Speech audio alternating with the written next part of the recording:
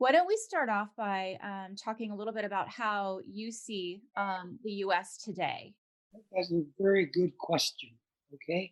Because I don't know. Usually I say, well, it's okay. We'll be okay. But right now, I'm worried. I'm worried about that a lot. Now, we've got a lot of problems, and we want to go to China and the Soviet Union and so on. But right now, I'm worried about the United States. So I want to say simply, when I get up in the morning, I'm worried about the United States. And I'm assuming you mean the United States and its leadership around the world. Certainly, that's part of it.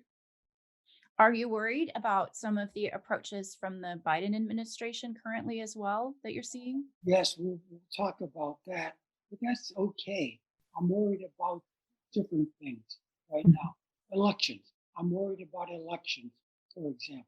I'm worried about America's role in the world and just America. With elections and Russian interference in elections? Yes, indeed. Mhm. Because we're going through a very difficult process right now. Okay. And I'm hoping we can do it and it's going to be okay. But right now, I'm not sure at all. Yeah, and that's very concerning. Um, you told us at one of the very first Cipher Brief Threat I remember conferences. that. That's right. That that the world has been more dangerous in the past, but it has never been more complicated. And it seems that today's world is seeing new challenging alliances among adversaries that could be leading to the brink of a new conflict in certain parts of the world as well. Does that concern you? Exactly right. So 3 or 4 or 5 years ago, we had a problem. It's worse now than it was then. It's even more complicated. Exactly right. It's Mhm. exactly right. We've seen some indicators of the Biden administration's approach to national security during the president's first 100 days in office. And the phrase rules based order has surfaced with the idea that anyone who threatens that rules based order will face the wrath of the alliance.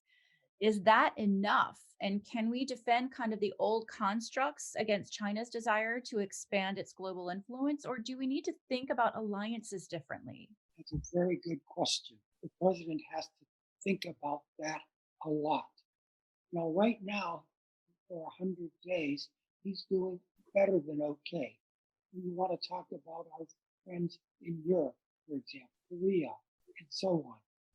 We didn't do that for 3 or 4 years, but now we're doing it. That's good. But now, what are we going to do about it next? And we'll see about that. So you'll be watching to see the next moves. Exactly right. Now, well, so far, it's okay. I didn't like what we're doing in Iraq, in Afghanistan. Mhm. Okay, I would say no, don't do that.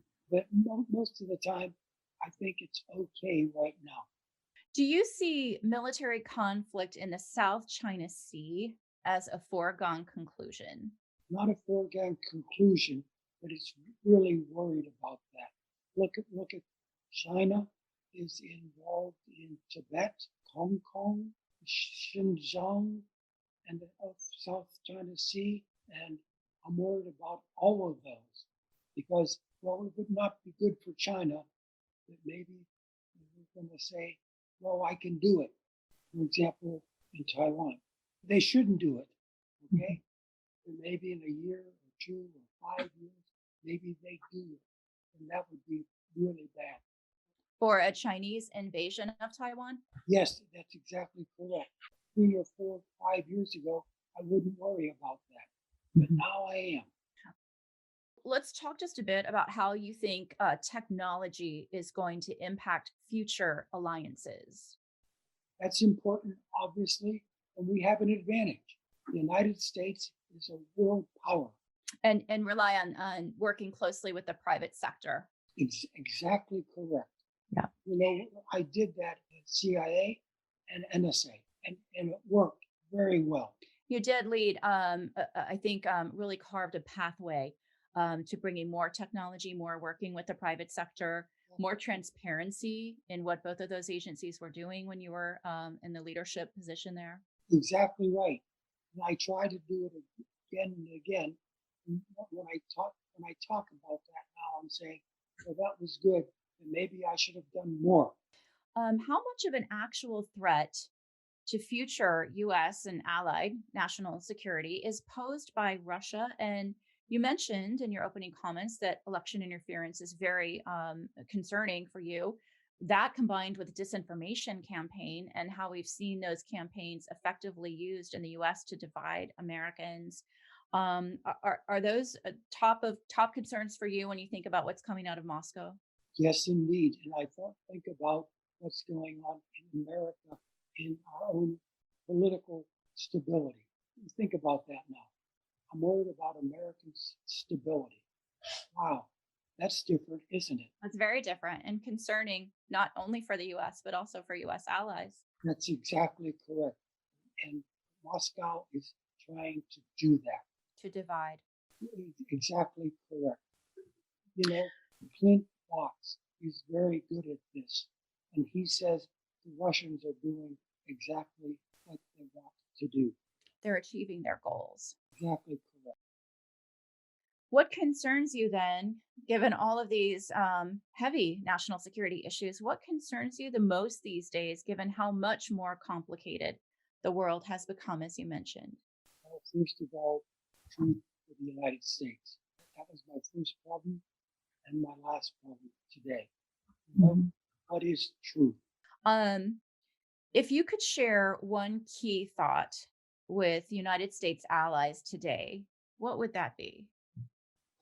We've got a lot of things going on for our allies right now. For 1, 2, 3, 4 years, we're not a good ally at all. We've got to do different. Biden will be okay, but I think it's going to take 10 years, at least 10 years, to go back to where we were. Is there anything we haven't asked that you would like to add? What I wanted to say in the first half was, what about America? We've got a lot of problems with China and so on. I got that. But most of the time, I'm worried about what's going on in our own country. Very good. General Michael Hayden, thank you so much for taking this time to share what's top of mind with you as we launch this international summit with the Cipher Brief. Thank you, sir.